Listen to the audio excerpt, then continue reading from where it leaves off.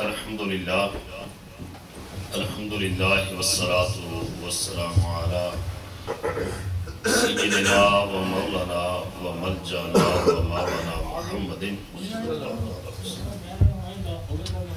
النبی الامی العربی القرشی الہاشمی الاقحی المکی المدنی الاتحابی الشاہد المشہور الولی المقرب اما بعد فاعوذ باللہ من الشیطان الرجیم بسم اللہ الرحمن الرحیم قال اللہ تبارک و تعالی فی القرآن المجید والفرقان الحمید ولو انہم اذ ظلموا انفسہم جاؤوک فاستغفر اللہ واستغفر لهم الرسول لوجد اللہ تواب الرحیم صدق اللہ مولانا العظیم مجرم ہو تو منہ اشکوں سے دھوتے ہوئے آؤ آؤ در تواب پہ روتے ہوئے آؤ قرآن میں مذکور ہے توبہ کا طریقہ سرکار کے در سے ہوتے ہوئے آؤ اللہ مجدہ کی حمد و ثنا اور حضور راحت قلب و جان صلی اللہ تعالیٰ علیہ وآلہ وسلم کی بارگاہ کریمانہ میں عقیدتوں محبتوں اور چاہتوں کا خراج پیش کرنے کے بعد میزبان محفل زینت الحفاظ والقراء طیبہ اسلامک سینٹر کے امام و خطیب حضرت قاری محمد یونس قادری صاحب، میرے برادر ذی وقار سنی اسکالرز بورڈ کے جنرل سیکرٹری الکریم اسلامک سینٹر کے امام و خطیب، عیدگاہ شریف کے فیض یافتہ حضرت علامہ مولانا محمد بشارت شازی صاحب، اور میں یہ کہتا ہوں کہ اہل سنت والجماعت کی تمام محافل کی زینت اور رونق اور علامات سے محبت کرنے والے اور ان کے لیے دعائیں کرنے والے ہمارے بزرگ محترم صوفی مشتاق احمد نقشبندی صاحب اور پاکستان سے تشریف لائے ہمارے انتہائی قابل احترام اصناحان رسول محترم محمد اعظم چشتی صاحب اور ہمارے نقیب محفل جن کو اللہ پاک نے دن با دن جن کے رنگ کے اندر اضافہ فرما رہا ہے اور ان کے دینی ذوق میں برکتیں پیدا کر رہا ہے، محترم محمد سہیل سیفی صاحب اور واجب الاحترام بزرگوں دوستوں عزیز ساتھیوں، اس محفل کے انعقاد پر قبلہ قاری صاحب اور میری دوستوں کو طیبہ اسلامک سینٹر کی انتظامیہ مبارکباد پیش کرتا ہوں۔ اللہ تعالیٰ ہماری اس میلاد مصطفیٰ کی محفل کو اپنی بارگاہ میں قبول و منظور فرمائے۔ آمین۔ چادر آمین۔ آمین۔ میرے ذہن میں یہاں تک موضوع اور تھا، لیکن وقار شاہ صاحب نے مدینہ طیبہ کا اتنا خوبصورت ذکر کیا ہے کہ پھر میں نے اس موضوع کو چھوڑ دیا ہے۔ میں نے کہا پھر آج ذکر بھی مدینہ طیبہ کا ہوا ہے، سبحان اللہ، مدینہ طیبہ پر سبحان اللہ۔ اس اعتبار سے بہت سے بھی علماء کرام بھی تشریف لائیں گے، نعت خوان بھی ہوں گے۔ تو مدینہ طیبہ اللہ پاک نے قرآن مجید میں حضور علیہ السلام کی شان بیان فرمائی ہے، تو حضور علیہ السلام نے اپنی زبان نبوت سے مدینے کی شان بیان فرمائی۔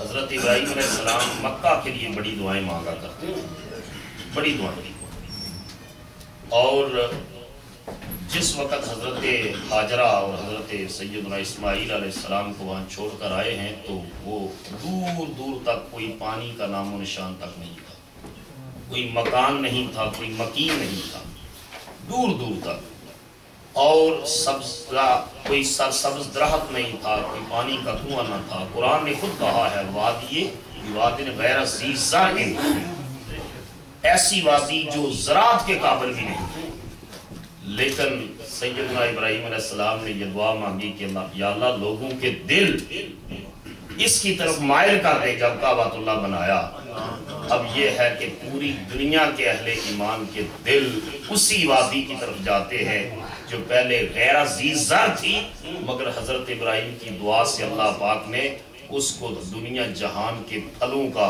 اور محبتوں کا مرکز بنا۔ تو اللہ پاک نے سیدنا ابراہیم علیہ السلام کی اس دعا کو قبول کیا۔ صوفی صاحب جو بھی گفتگو کر رہے تھے بڑی خوبصورت، اور یہ قاری صاحب نے بڑا یہ سورہ برکت کے لیے کرے، اور جو کلمات انہوں نے فرمائے میں سمجھتا ہوں وہ کلمات دعا ہیں۔ اللہ تعالیٰ کی بارگاہ میں ہم بھی دعا کرتے ہیں اللہ تعالیٰ ان کی عمر میں صحت میں اضافہ فرمائے، آمین۔ وہ شروع سے لے کر 4-4 5-5 گھنٹے کی محفل میں بیٹھے رہتے ہیں ٹانگوں میں درد کے باوجود۔ اور دوسری بات یہ ہے کہ 2-3 مرتبہ ذکر ہوا، اور میں نے ابھی تک ڈاکٹر کی ڈگری حاصل نہیں کی، ابھی تک تو MS master of social science کی حاصل کی ہے۔ تو یہ جو سیفی صاحب نے بھی، سیل صاحب نے بھی، صوفی صاحب نے بھی فرمایا، تو میرا ارادہ ہے PhD یا ڈاکٹر کی حاصل کرنے کا۔ تو میں اس دعا کو اپنے حق میں مستقبل کے لیے محفوظ کرتا ہوں کہ اللہ تعالیٰ ان کی دعا کو میرے حق میں قبول فرمائے اور مجھے یہ حاصل کرنے کی توفیق عطا فرمائے۔ کیونکہ یہ بھی حدیث پاک میں ہے کہ جس آدمی کے پاس کوئی عہدہ اور منصب نہ ہو اور وہ خود کو معصوم کرے تو اللہ کی نگاہ سے وہ گر جاتا ہے۔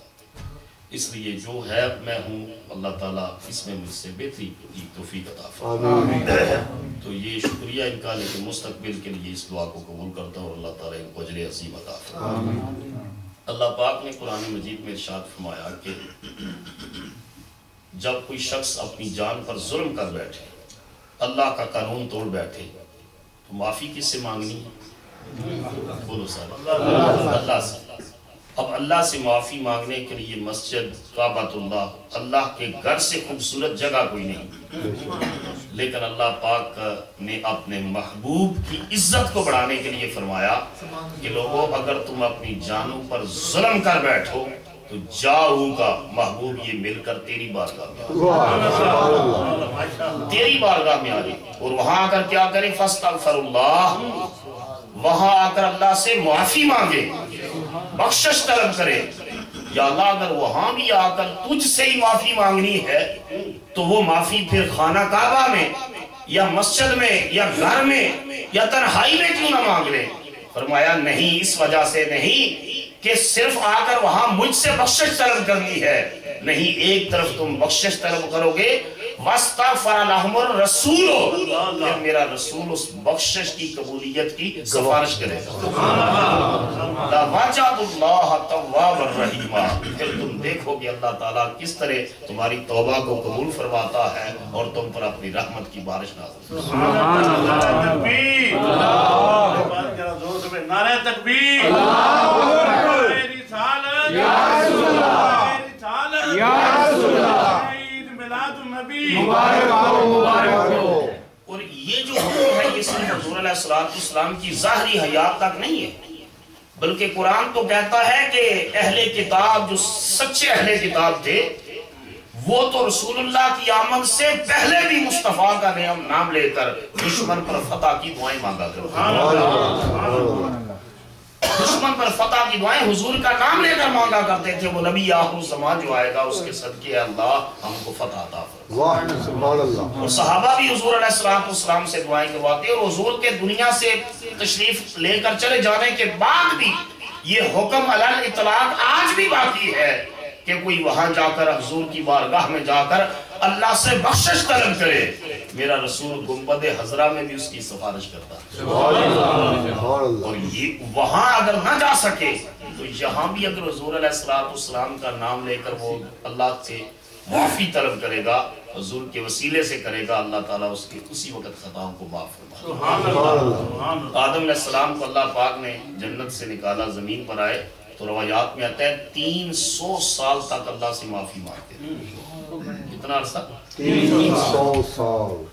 کہ اللہ مغفر لی، اے اللہ مجھے بخش دے، اللہ مغفر لی، اے اللہ مجھے بخش دے۔ 300 سال تک اللہ کی طرف سے کوئی میسج ہی نہیں آیا۔ ایک دن دعا کا انداز بدلا اور عرض کی اللہم اغفر لی بحق محمد صلی اللہ علیہ وسلم، اے اللہ مجھے اپنے نبی محمد صلی اللہ علیہ وسلم کا صدقہ بخش دے، ان غفرت لی، اگر تو بخشنا چاہتا ہے تو ان کے صدقے بخش دے۔ سبحان اللہ۔ 300 سال کے بعد پہلی بار میسج آیا کہ بخشوں گا یا نہ یہ تو بات کی بات ہے، آدم یہ بتا کیف عرفت محمدن، تو محمد کو کیسے جانتا ہے؟ یعنی یہ تو بتا کہ محمد کو کیسے جانتا ہے؟ عرض کی یا اللہ، فرشتے کو کہا اللہ سے کہو کہ جب میں جنت میں رہتا تھا تو اس کے محلات کے دروازوں پر جہاں تیرا نام لکھا تھا ساتھ تیرے نبی محمد کا، سبحان اللہ سبحان اللہ، اس کے درختوں کے پتوں پر جہاں تیرا نام لکھا تھا ساتھ تیرے نبی کا نام لکھا تھا۔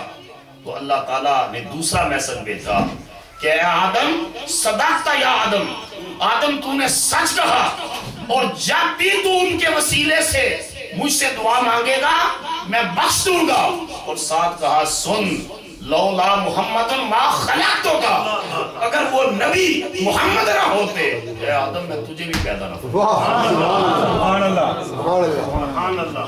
اور ایک مقام پر حضور علیہ السلام نے کہا کہ اللہ تعالیٰ نے ارشاد فرمایا، یہ حدیث قدسی ہے کہ لولا کا لما خلقت الافلاک، اے محبوب اگر تجھے نہ بناتا تو آسمانوں کو پیدا نہ کرتا۔ اور ایک مقام پر آیا لولا کا لما اظہرت الربوبیہ، اگر مصطفیٰ کو نہ بنانا ہوتا تو میں اپنا رب ہونا ہی ظاہر نہ کرتا۔ سبحان اللہ سبحان یہ اللہ، سارا کچھ مصطفیٰ کریم علیہ السلام کی خاطر کیا۔ تو حضور کے دنیا سے تشریف لے کر جانے کے بعد بھی یہ حکم اسی طرح باقی ہے کہ اگر آدم علیہ السلام کی توبہ قبول ہوتی ہے، دعا قبول ہوتی ہے مصطفیٰ کا نام لینے سے، تو آدم کی اولاد کی دعا حضور کے نام کے بغیر کیسے جو ہے وہ قبول ہو سکتی ہے؟ اس لیے اولاد آدم کی بھی دعا قیامت تک صدقہ آمنہ کے لال کے قبول ہوتی رہی۔ امام قرطبی نے لکھا ہے جامع احکام القرآن کے اندر کہ حضرت علی رضی اللہ تعالیٰ فرماتے ہیں، اور ایک روایت میں امام عطبی کا ذکر آتا ہے کہ حضور علیہ السلام کے وصال مبارک کو 3 دن گزرے تھے۔ کتنے؟ 3 دن، بولو سارے، 3 دن گزرے تھے۔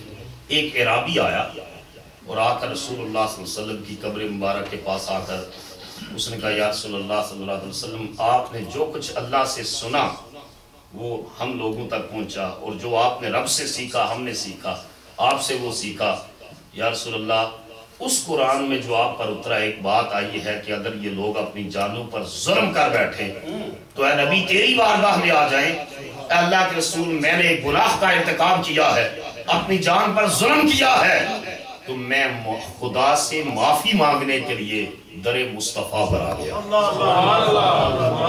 در مصطفیٰ۔ امام قرطبی نے لکھا کہ فنودی من القبر قد غفر لک، حضور کی قبر انور سے آواز آئی پھر جا تجھ کو بخش دیا گیا۔ اور دوسری روایت کے الفاظ یہ ہیں کہ حضرت علی شریف خدا رضی اللہ تعالیٰ فرماتے ہیں کہ وہ عرابی یہ دعا کر کے وہاں سے چلا گیا۔ دوسری روایت یہ کہ چلا گیا، فغلبتنی عینی، مجھ پر نیند کا غلبہ ہوا، اور حضور علیہ السلام نے مجھے خواب میں فرمایا یا علیو الحق العرابی فبشرہ بان اللہ تعالی قد غفر لہ، علی جا اور اس عرابی سے کو جا کر یہ بشارت دے دے کہ اللہ پاک نے اس عرابی کو بخش دیا۔ سبحان اللہ۔ تو نبی پاک علیہ السلام نہ صرف دعاؤں کی قبولیت کی سفارش کرتے ہیں بلکہ ان کی قبولیت کی اپنے غلاموں کو خوشخبریاں بھی سناتے ہیں، خوشخبریاں بھی سناتے ہیں۔ تو در مصطفیٰ پر جانا اور حاضری دینا اور مدینہ طیبہ، یہاں مجھ سے کئی لوگوں نے کچھ مسائل پوچھے جی کہ اگر کوئی شخص مکہ مکرمہ کا حج کر آئے مدینہ طیبہ نہ جائے تو حج ہو جاتا۔ میں نے کہا ظالموں تمہیں کس نے بتایا ہے یہ مکے میں جو گھر ہے یہ اللہ کا گھر ہے؟ یہ بتایا کس نے ہے؟ اگر حضور کی بارگاہ میں نہیں جانا، اگر مدینہ طیبہ نہیں جانا، اگر در مصطفیٰ میں حق پر حاضری نہیں دینی تو کس نے بتایا؟ یہ حضور علیہ السلام سے 3000 سال قبل ابراہیم علیہ السلام نے یہ کعبۃ اللہ بنایا، 3000 سال ولادت مصطفیٰ سے قبل، اور حضور علیہ السلام دنیا سے تشریف لے کر گئے 1450 سال، چونکہ یہ ٹوٹل 4500 سال کا پیریڈ ریکارڈڈ ہیومن ہسٹری کا پیریڈ ہے۔ اس سے پہلے کا پری ہسٹرک پیریڈ زمانہ قبل از تاریخ کہلاتا ہے۔ انسان کی محفوظ تاریخ کا یہ زمانہ ہے جب ابراہیم علیہ السلام اور اپنے بیٹے اسماعیل کو لے کر خدا کا گھر بنا رہے تھے، تو 3000 سال پہلے بنایا تھا تم کو کس نے بتا دیا ہے یہ خدا کا گھر ہے؟ یہ تو مصطفیٰ نے بتایا۔ سبحان اللہ۔ کیونکہ حضور کے تشریف لانے سے قبل بھی 570 سال تک دنیا میں کوئی نبی اور رسول نہیں ہوئی۔ حضور کی ولادت سے 570 سال، پونے 600 سال پہلے حضرت عیسیٰ کو آپ نے آسمانوں پر اٹھا دیا۔ تو یہ فطرت کا زمانہ تھا، اس میں کوئی یہ جو لوگ تھے آپ کے آباء و اجداد، یہ دین ابراہیمی پر تھے، دین فطرت پر تھے۔ یہ ایک الگ موضوع ہے کہ وہ جو ہے اس دین فطرت پر کیسے تھے۔ تو میں نے عرض کیا کہ اعلیٰ حضرت نے تو یہاں تک لکھا ہے کہ میں تو سچی بات یہ ہے کہ حضور کی بارگاہ میں حاضری کا ارادہ کر کے جاتا ہوں، نبی پاک کا صدقہ اللہ حج بھی کروا دیتا ہے۔ اللہ حضور کا صدقہ حج کروا دیتا ہے۔ میرا گھر سے ارادہ یہ ہوتا ہے میں نے اپنے آقا کی بارگاہ میں حاضر۔ سبحان اللہ، سبحان اللہ۔ تو حضور علیہ السلام نے یہ مدینہ طیبہ کے لیے بڑی دعائیں مانگی۔ جب شروع میں مدینہ طیبہ میں گئے تو حضرت ام المومنین عائشہ صدیقہ رضی اللہ تعالیٰ عنہ بیان کرتی ہیں، بخاری اور مسلم کی متفق علیہ حدیث ہے، بیان کرتی ہیں کہ میرے ابا جان ایک چھوٹے سے مکان کے اندر ٹھہرے، بڑا تنگ سا مکان تھا۔ حضرت عامر بن فقیرہ ان کے غلام وہ بھی ساتھ تھے، اور حضرت بلال بھی اسی مکان میں تھے۔ تو شروع میں مدینہ طیبہ کی فضا، انوائرمنٹ وہاں ان کو راس نہ آئی اور بیمار ہو گئے۔ تو ایک دن رسول اللہ سے اجازت لے کر عیادت کرنے کے لیے گئی، تو شدت بخار کی وجہ سے حضرت ابو بکر، حضرت بلال، حضرت عامر کہتے ہیں میں نے دیکھا کہ ایک غشی کی کیفیت آ رہی تھی، دورے پڑتے تھے، اتنی بیماری شدید تھی۔ اور میں نے واپس آ کر رسول اللہ صلی اللہ علیہ وسلم سے عرض کی یا رسول اللہ بیماری کی شدت کی وجہ سے یہ عالم ہے، کیونکہ مدینہ طیبہ مکہ مکرمہ کی انوائرمنٹ آب و ہوا اور تھی، غذا بھی مختلف تھی، یہاں کی مختلف۔ جب ام المومنین کہتی ہیں میں نے حضور کی بارگاہ میں آ کر عرض کیا، میرے نبی نے دعا کے لیے ہاتھ اٹھایا، دعا کے لیے ہاتھ اٹھایا۔ حضور نے یہ دعا مانگی، اللہم حبب الینا المدینہ کما حببت الینا مکہ او اشد۔ اے اللہ جتنی محبت تو نے مکے کی ہمارے دل میں ڈالی تھی نا، اتنی محبت مدینے کی ڈال، او اشد، بلکہ مدینے کی محبت مکے سے بڑھ کر ہمارے دل میں۔ نعرہ تکبیر، نعرہ رسالت، نعرہ حیدری، جشن عید میلاد النبی مبارک ہو۔ جو شخص دیکھو کہ بار بار مدینہ مدینہ مدینہ کا ذکر کر رہا ہے، سمجھ جاؤ اس کو حضور کی اس دعا سے فیض نصیب ہے۔ کیونکہ حضور نے فرمایا مکے سے بڑھ کر ہے اللہ محبت عطا فرما ہمیں مدینے کی، اور ساتھ حضور نے دعا میں فرمایا اللہم بارک لنا فی سعینا و مدنا۔ اے اللہ ہمارے سا اور مد یہ پیمائش کے اور ناپنے اور تولنے کے پیمانے تھے، جس طرح ہمارے دیہاتوں میں ٹوپے بڑوتیاں ہوتی ہیں پیمائش کرنے کے، یہ سا اور مد تھے، یہ پیمانے تھے۔ حضور نے فرمایا اللہ کی بارگاہ میں عرض کی یا اللہ ہمارے سا اور مد میں برکت پیدا فرما۔ ثم انقل وباعہا الی مہیۃ وہی الجوفہ۔ اے اللہ اس شہر مدینہ کی بیماریوں کو جوفہ وادی کی طرف دھکیل دے، اس شہر کو بیماریوں سے پاک کر دے، اس شہر کو تکلیفوں سے پاک کر دے، اور اس کی بیماریوں کو وادیوں کی طرف نکال دے۔ حضور کی دعا کے صدقے اللہ پاک نے مدینے کو بیماریوں سے پاک کر دیا۔ حضور کے تشریف لانے سے پہلے اس کا نام تھا یثرب۔ بولو کیا نام تھا؟ یثرب، جس کا معنی ہے فساد کی جگہ، بیماریوں کا مرکز۔ اگر حضور کے قدم لگے آپ کے آنے سے پہلے بیماریوں کا مرکز تھا، فساد کی جگہ تھا۔ حضور کے تشریف لانے کے بعد حضور نے جو کرم فرمایا تو ایسا اللہ کا فضل ہوا اس شہر پر کہ حضور نے فرمایا غبار المدینہ تے شفاء الجزام، جس کو کوڑ کا مرض لاحق ہو جائے میرے مدینے کی منڈی ملے رب اس کو شفا عطا۔ حضرت عیسیٰ علیہ السلام کے معجزات میں یہ آتا ہے، قرآن میں آتا ہے ابرئ الاکمہ والابرص، وہ کہتے ہیں کوڑ کا مریض لاؤ، میں عیسیٰ ہاتھ پھیر کر کوڑ کے مریض کو شفا دے دوں گا۔ دست عیسیٰ میں اللہ پاک نے یہ کمال رکھا، معجزہ رکھا کہ وہ ہاتھ پھیریں تو کوڑ کا مریض شفا یاب ہوتا ہے۔ مصطفیٰ کو اللہ نے یہ کمال عطا کیا ہے کہ حضور کے قدم چومنے والی مٹی ملو تو اللہ پاک توڑ کے مریض کو شفا عطا کیا بات ہے، کیا بات ہے، سبحان اللہ۔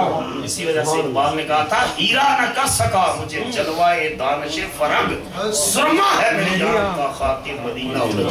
سبحان اللہ، کہ وہ مدینہ اور نجف کی خاک کو اپنی آنکھوں کا عاشق صادق سرما سمجھتا رہا، کیونکہ اس خاک نے، ایک خاک نے مصطفیٰ کے قدم چومے ہیں، دوسری خاک نے مرتضیٰ کے قدم چومے۔ سبحان اللہ، سبحان اللہ۔ حضور علیہ السلام نے یہ دعا مانگی، اور پھر اہل مدینہ کا یہ معمول تھا کہ جب ان کے باغات پہلا پھل دیتے تو اہل مدینہ وہ پھل لے کر حضور کی بارگاہ میں سبحان اللہ۔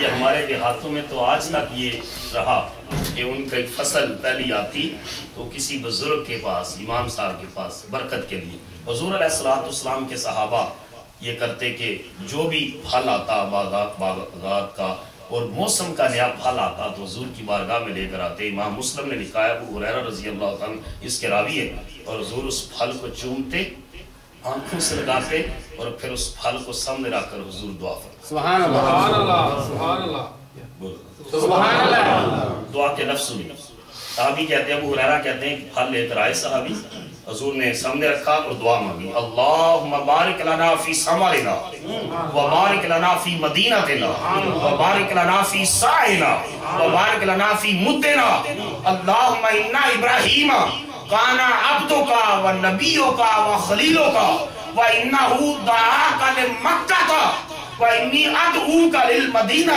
مثل ما دعاکا و مثلہو معو۔ اے اللہ ہمارے اس پھل میں برکت پیدا فرما، اے اللہ ہمارے مدینے میں برکت نازل فرما، اے اللہ ہمارے سا میں برکت فرما، اے اللہ ہمارے مد میں برکت فرما۔ اے اللہ ابراہیم تیرے بندے تھے، تیرے خلیل تھے، تیرے نبی تھے، اے اللہ جتنی دعائیں حضرت ابراہیم نے مکے کے لیے مانگی ہیں، میں تیرا بندہ، تیرا نبی اور تیرا حبیب محمد اتنی ہی دعائیں مدینے کے لیے مانگتا ہوں۔ نعرہ تکبیر، نعرہ رسالت، نعرہ حیدری، حضور اللہ کی بارگاہ میں عرض کرتے ہیں، یا اللہ جتنی دعائیں وہ مکہ کے لیے مانگتے رہے نا، وہ ساری دعائیں بھی میں مدینے کے لیے مانگتا ہوں اور اس سے دگنی برکت مدینے کے لیے مانگتا ہوں۔ ثم یدعو اصغر ولید ویعطیہ ذالک الثمر، پھر اس محفل اور مجلس میں جو سب سے چھوٹا بچہ بیٹھا ہوتا نا، میرے نبی وہ پھل اس کو عطا فرماتا، سب سے چھوٹا بچہ بیٹھا۔ یہ بھی حضور کی سنت مبارکہ ہے، گھر میں آؤ اگر پھل ہے کوئی چیز ہے تو حضور بیٹے کی بجائے بیٹی کو عطا فرماتے، باتیں یہ گھر میں داخل ہو، چیز ہے آپ کے پاس اور بچے آتے ہیں بابا کی طرف کہ کوئی چیز یہ لائے ہیں تو بیٹے کی بجائے بیٹی کو دو، یہ مصطفیٰ کا کرم ہے۔ کیا بات ہے۔ حضور نے اس مجلس میں سب سے چھوٹے بچے کو پھل عطا کیا کھانے کے، اتنی دعائیں مانگی مدینہ طیبہ کے، اور مدینہ طیبہ کے حدیث اور سیرت کی کتابوں میں 95 نام آئے، حتیٰ کہ ابن عباس رضی اللہ تعالیٰ سے روایت ہے، حضور علیہ السلام نے ارشاد فرمایا کہ اس کو یسرب نہ کہو، یہ جو قوالیاں ہیں یسرب کے والی یہ بھی بدلنی چاہیے، طیبہ کے والی، کہ وہ کہتے ہیں کہ حضور علیہ السلام نے ارشاد فرمایا لا تسم المدینہ بیسرب، وفی روایت من سم المدینہ بیسرب فلیستغفر اللہ ہی طابہ ہی طابہ ہی طابہ۔ حضور نے فرمایا جو میرے مدینے کو یسرب کہے وہ خدا سے معافی مانگے، یہ یسرب نہیں ہے، یہ طابہ ہے، یہ طابہ ہے، یہ طابہ ہے۔ اور حسین مناسبت دیکھو، یہ سینٹر حضور نے مدینے کے بارے میں 3 لفظ یہ ملتے جلتے، یہ اس کو طیبہ بھی فرمایا ہے ایک حدیث میں، دوسری میں طیبہ فرمایا ہے اور تیسری میں طابہ فرمایا۔ تو اس کا مدینہ طیبہ کا نام طابہ بھی ہے، طیبہ بھی ہے، طیبہ بھی ہے، جو جس رنگ میں بلائے گا مصطفیٰ کو خوش کرے گا، حضور کے شہر مدینہ کا تذکرہ کرے گا۔ تو حضور علیہ السلام کا یہ شہر مبارک، اس کے بارے میں عاشقوں نے بڑی بڑی باتیں لکھی ہیں۔ کچھ لوگوں نے لکھا ہے کہ مکہ، علماء میں اس بات پر کے اوپر بحث ہوئی ہے، کچھ نے کہا کہ مکہ افضل ہے، کچھ نے کہا نہیں جی مدینہ افضل ہے، کچھ نے کہا جی مکہ افضل ہے کیونکہ وہاں خدا کا گھر ہے، کہا نہیں مدینہ افضل ہے کیونکہ مدینہ طیبہ میں مصطفیٰ کا گھر ہے۔ اہل علم نے کہا نہیں مکہ افضل ہے وہاں حضور پیدا ہوئے، اہل عشق نے کہا نہیں مدینہ افضل ہے وہاں حضور آرام فرما رہے ہیں۔ انہوں نے کہا جی مکہ افضل ہے وہاں کی رب نے قسمیں اٹھائی ہیں، انہوں نے کہا نہیں مدینہ افضل ہے، اللہ نے فرمایا کہ میں قسم نہیں اٹھاتا وَأَنْتَ حِلٌّ بِهَذَا الْبَلَدِ، جب تو شہر مکہ چھوڑ کر چلا جاتا، جب تک تھا تو قسم اٹھاتا ہوں، لیکن جب تم مکہ چھوڑ کر چلا جائے تو پھر میں قسم نہیں اٹھاتا۔ تو کہا پھر اس کے بعد اللہ نے قسم نہیں اٹھائی تو مدینہ افضل ہے۔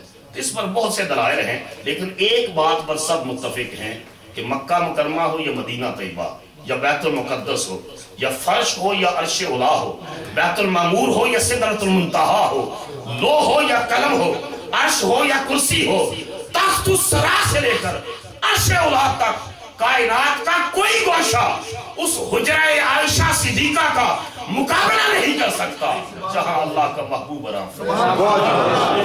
نعرہ تکبیر، نعرہ رسالت، نعرہ حیدری، جشن عید میلاد النبی، وہ بارگاہ جہاں اللہ کے محبوب آرام کر رہے ہیں۔ اور ابھی ایک دوست میرے ساتھ جو مجھے لے کر آئے، میں نام نہیں لیتا، وہ کہہ رہے جی میرے دوست، میری بچی کا نام عائشہ ہے اور یہ دوست شیعہ ساتھ کام کرنے والے کہتے ہیں تو نے بچی کا نام اچھا نہیں رکھا۔ میں نے کہا ظالموں کو کہو ماں کا نام ہے، تمہاری ماں کا نام ہے۔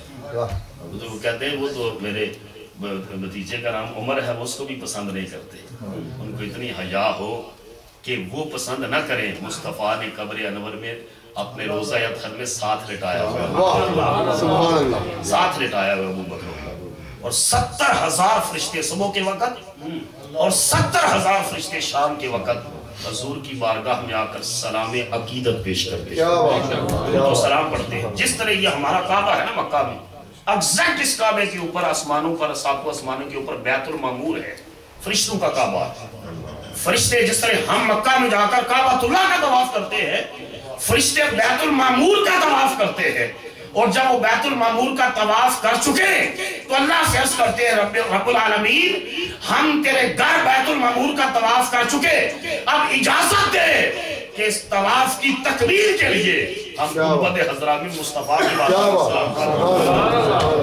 تو اللہ ان کو اجازت دیتا ہے، اور 70,000 صبح آتے ہیں اور 70,000 شام کو، اور علماء نے لکھا ہے کہ جو ایک بار فرشتہ آ جائے قیامت تک دوبارہ اس کی باری نہیں آتی، اتنی تعداد ہے فرشتوں کی۔ لیکن تم کتنے خوش نصیب ہو کہ یہ کو 5 مرتبہ کی، یہ کو 10 مرتبہ بلا لیا جاتا ہے، بلا لیا جاتا ہے حضور کی بارگاہ۔ تو حضور صلی اللہ تعالیٰ علیہ وآلہ وسلم کی بارگاہ کیسی بارگاہ ہے کہ حضور کی بارگاہ میں حاضری دیجئے بغیر، اسی وجہ سے اللہ نے کہا حاجیو آؤ شہنشاہ کا روضہ دیکھو۔ کعبہ تو دیکھ چکی، اب کعبے کا کعبہ۔ نجدی علماء کے فتوے ہیں کہ قبر پر گنبد بنانا جائز نہیں ہے، لیکن آج تک کوئی اس گنبد کے بارے میں جرأت نہ ہوئی کسی کی۔ باقی سارے گنبد انہوں نے جو ہے ہٹا لیے اس گنبد حضرہ کی طرف۔ کیوں؟ اس لیے کہ اس کی حفاظت خود خدا کر رہا، خود خدا۔ میں یہاں ایک چھوٹا سا واقعہ عرض کر کے جو ہے پھر اختتام کی طرف لاؤں گا۔ خلافت بنو عباس کا آخری زمانہ تھا، یہ آج کرسچن کیلنڈر کے مطابق 2013 ہے، اور اسلامی کیلنڈر کے مطابق جو ہے 1434 ہجری ہے۔ تو 557 ہجری کا یہ واقعہ ہے، 557 ہجرہ، اور 1155 عیسوی کا زمانہ ہے۔ بنو عباس کی خلافت کا آخری دور تھا۔ عالم عیسائیت نے ایک جو ہے کنسپائریسی پلان تیار کیا کہ مسلمان اپنے نبی سے بہت زیادہ محبت کرتے ہیں، اور کیوں نہ ان کے نبی کے وجود کو گنبد حضرہ سے نکال کر لے آئے تاکہ ان کو اندازہ ہو۔ انہوں نے 2 افراد کا تعین کیا اس کام کے لیے، اور ان کو بہت سارا مال و دولت اور انعام دینے کا لالچ دلایا اور بھیجا، اور وہ وہاں گئے اور انہوں نے چوگلے پہنے، تسبیحاں ہاتھ میں پکڑی اور بڑے شیخ بنے، اور کہنے لگے ہم اندلس مغرب سے آئے ہیں اور حج بیت اللہ کے لیے آئے ہیں، لیکن ایک پورا مہینہ ہم مدینہ طیبہ میں ٹھہرے۔ چنانچہ وہ دن کے وقت بہت زیادہ سخاوت کرتے، فیاضی کرتے، لوگوں میں خیرات کرتے، اور لوگوں کے دلوں میں ان کا احترام پیدا ہو گیا، احترام پیدا ہو گیا، حتیٰ کہ رات کے وقت وہ سرنگ کھودنے لگے۔ مسجد نبی کے قریب جو آل عمر کا جو ہے وہ محلہ تھا، اس سائڈ پر رہائش لی، اور سرنگ کھودنے لگے رسول اللہ صلی اللہ علیہ وسلم کے روضہ مبارک تک جانے کے لیے۔ تو تاریخ کی کتابوں میں یہ بات محفوظ ہے کہ اس وقت جو مسلمانوں کا سلطان تھا وہ سلطان نور الدین محمود زنگی، اور اس نے عیسائیوں کو بہت زیادہ شکست دی تھی کئی جنگوں میں۔ تو وہ سلطان نور الدین محمود کہتے ہیں میں رات کو سویا تو مجھے خواب میں حضور کا دیدار ہوا، اور حضور نے ارشاد فرمایا یا محمود انقذنی من ہذین، محمود یہ دو کتے ہیں، یہ میری طرف آ رہے ہیں، ان دو کتوں سے مجھے بچا۔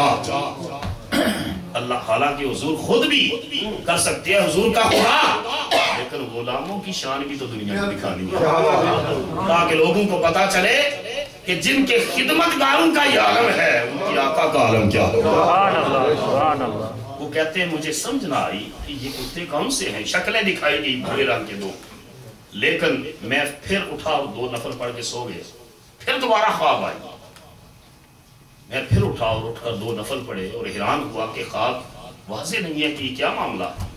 میں تیسری مرتبہ سویا، پھر خواب آئی، اور میں نے اٹھ کر وضو کیا، 2 نفل پڑھے، اور انتہائی زیرت، دانا، ہوشیار، تقوی شیار اس کا وزیر تھا جمال الدین موصلی، اس کو فوراً طلب کیا اور کہا میں نے یہ خواب دیکھا ہے، اب اس کی تعبیر بتاؤ۔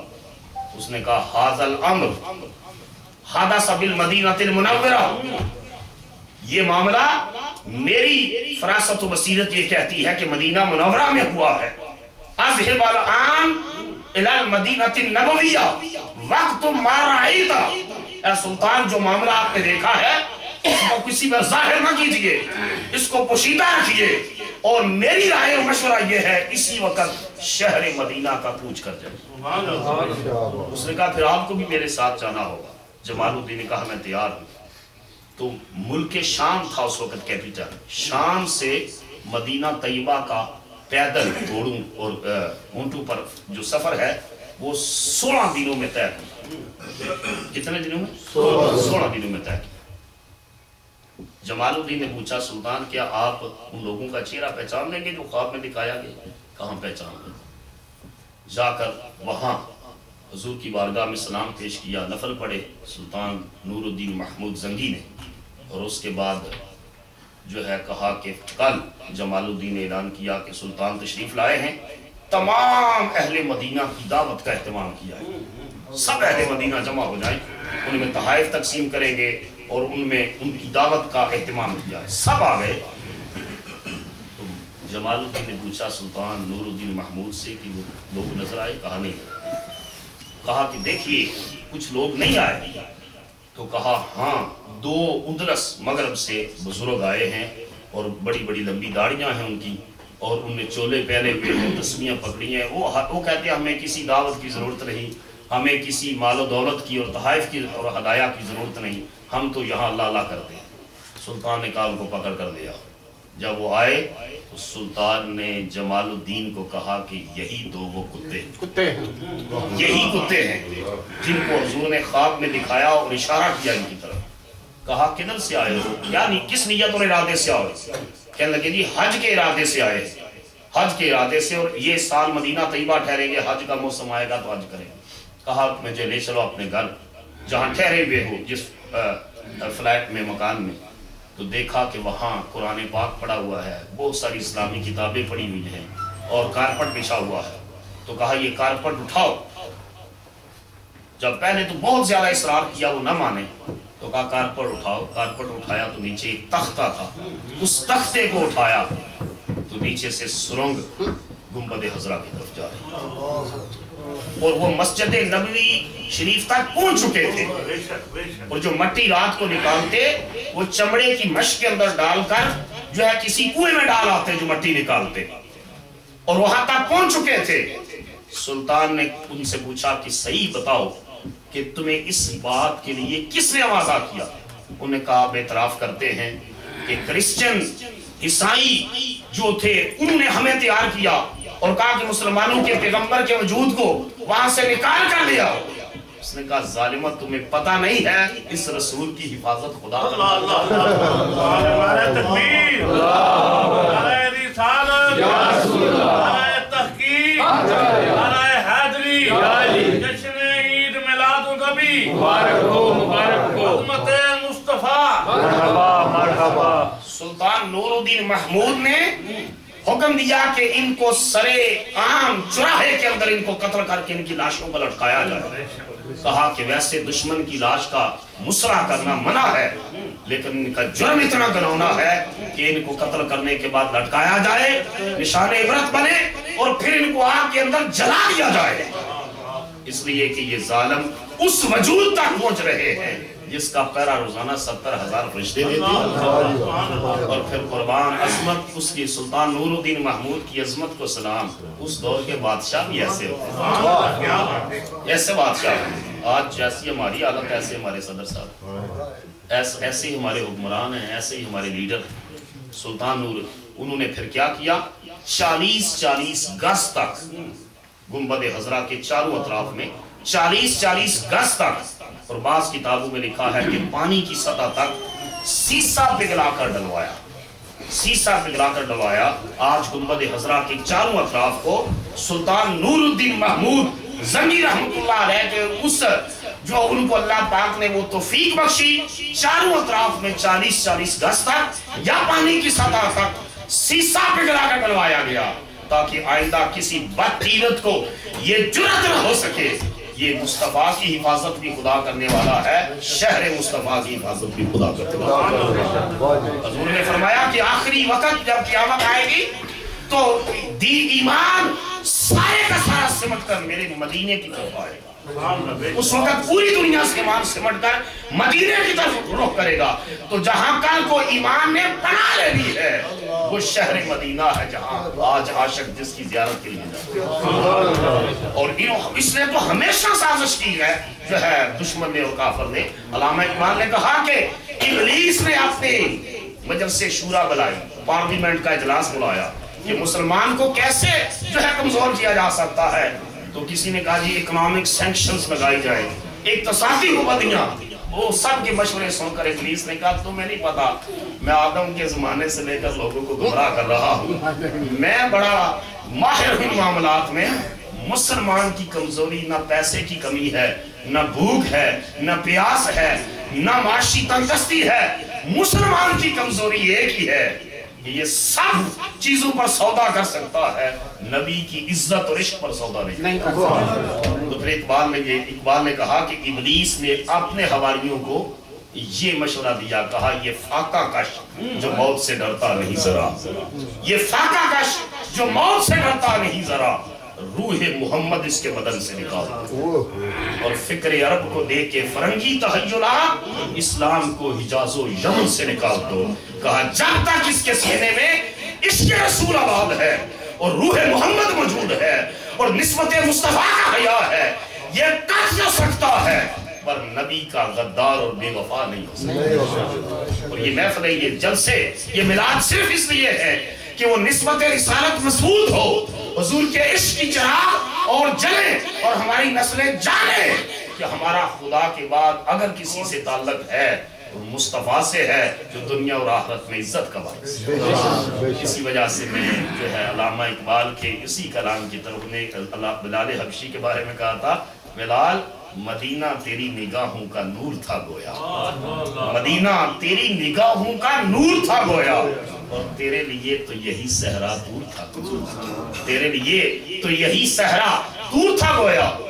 اور پھر یہاں تک کہ پیر نصیر الدین نصیر گولوی رحمت اللہ علیہ نے یہاں تک دیکھا، وہ کہتے ہیں کہ لوگ کہتے ہیں کہ مکہ افضل ہے، کچھ کہتے ہیں مدینہ افضل ہے، وہ کہتے ہیں میں تو یہ کہتا ہوں کہ ایک بار وہ جدھر سے گزرے ہیں نصیر، ایک بار وہ جدھر سے گزرے ہیں نصیر، 1000 بار ادھر سے بہار گزری، 1000 بار ادھر سے بہار۔ اور ایک عاشق نے یہاں تک کہہ دیا چند لمحوں کے لیے تم ٹھہرے تھے جس پیڑ کے نیچے، چند لمحوں کے لیے تم ٹھہرے تھے جس پیڑ کے نیچے، سنا ہے آج تک اس پیڑ کا سایہ مہکتا، آج تک اس پیڑ کا سایہ مہکتا ہے۔ تو حضور کے وجود مبارک کی خوشبو سے کل بھی زمانہ معطر معمبر تھا، آج بھی معطر معمبر ہے۔ پاکستان کے ایک نعت گو شاعر نبینے تھے پروفیسر وقار عظیم، وہ کہتے ہیں میں حضور کی بارگاہ میں حاضری دینے کے لیے گیا اور وہاں میں کھڑا تھا کہ کوئی بینا آئے، بیتا ور آئے اور میری انگلی پکڑ کر حضور کے روزے تک لے جائے، لیکن کافی دیر انتظار کرتا رہا، کوئی دیدہ ور اور بینا نظر نہ آیا تو میں خود ہی چل پڑا۔ تو کہتے ہیں کہ وہاں پہنچ کر میں نے کسی سے پوچھا نہیں ہے کہ حضور کا روزہ آیا ہے کہ نہیں، میرے اندر سے آواز آئی اور میں روزے کی مہک نے مجھے بتایا مصطفیٰ کا روزہ ہے۔ انہوں نے پھر اشار لکھے کہتے ہیں یہ روشنی سی کیا ہے، یہ خوشبو کہاں سے آئی، یہ روشنی سی کیا ہے، یہ خوشبو کہاں سے آئی، شاید میں چلتے چلتے روزے تک آ گیا اور مدینے کے سب بیکاری مجھے پہچانتے ہیں، مدینے کے سب بیکاری مجھے پہچانتے ہیں، مجھے خبر نہیں تھی میں اس قدر بڑا۔ نعرہ تکبیر، نعرہ رسالت، نعرہ حیدری۔ تو دوستو لوگوں نے مدینہ سے محبت کی، حضور کی نسبت سے شہر مدینہ سے محبت کی۔ ہمارے مرشد کریم حضور ضیاء الامت پیر و کرم شاہ صاحب کے جو مرشد ہمارے دادا پیر حضرت شیخ الاسلام والمسلمین خواجہ قمر الدین سیالوی رحمۃ اللہ علیہ کی خلیفہ تھے مرولہ شریف کے، حاضر ہوئے کہنے لگے جی مدینہ طیبہ جا رہا، آپ نے ایک کپڑا دیا، صوفی صاحب کپڑا دیا حضرت خواجہ قمر الدین سیالوی نے، کہا کہ مدینے کی گلی میں بچھانا اور انتظار کرنا، اگر کوئی کتا اس کے اوپر پاؤں رکھے تو وہ پھر اٹھا کر لے آئے۔ کوئی کتا مدینے شہر مدینہ کی گلی کا کوئی وہاں سے گزرے اور اس کپڑے پر جو ہے وہ پاؤں رکھے تاکہ کل کو لوگ اس کپڑے میں قمر الدین کو کفن دیں۔ تو وہ مولوی خواجہ مولوی کہتے ہیں کہ میں آیا اور میں اپنے شیخ کا حکم تھا، اس حکم کے مطابق جو ہے وہ کپڑا شہر مدینہ کی گلی میں بچھایا، تو میں کافی دیر انتظار کرتا رہا لیکن کافی دیر تک کوئی نہ آیا سگے مدینہ۔ تو پھر کافی دیر کے بعد میں نے دیکھا 4 کتے آئے، ایک ٹولی آئی اور انہوں نے آ کر اس کپڑے کو سونگا اور پیچھے جانے لگے۔ تو میں رو پڑا کہ میں مرشد کو جا کر کیا جو ہے وہ بتاؤں گا کہ آپ کی اس حکم کی تعمیل نہیں ہو سکی۔